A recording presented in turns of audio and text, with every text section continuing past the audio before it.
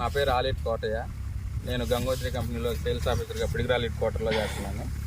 ఈరోజు మనం అంచులవారి గ్రామం, రాజపాలెం మండలం, పల్నాడు జిల్లాలోనే అంచుల నాగార్జున గారి పొలంలో ఉన్నాము.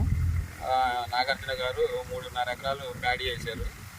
ఈ ప్యాడీలో వారం క్రితం 7 రోజుల క్రితం నాగార్జున గారు మన గంగోత్రి కంపెనీ భూమాక్స్ని వాడారు.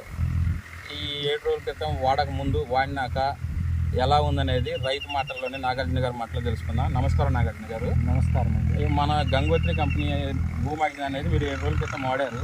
ఈ వాడక ముందు వాడినాక ఎలా ఉందనేది రైతు మీ మాటల్లో ఒకసారి చెప్పండి సార్. నమస్కారం అండి. 15 రోజులు నాటేసిన 15 రోజులు చేసా. అయితే రిజల్ట్ గంగోత్రి భూమాయిజ్ను బాగుంది, పైరు బాగుంది, దిబ్బు కానీ ఏదైనా అవస్థ కానీ బ్రహ్మాండంగా ఉంది. గంగోత్రి భూమాయిజ్లో బొమ్మ గ్రోత్ ఎలా ఉంది సార్? గ్రోత్ కూడా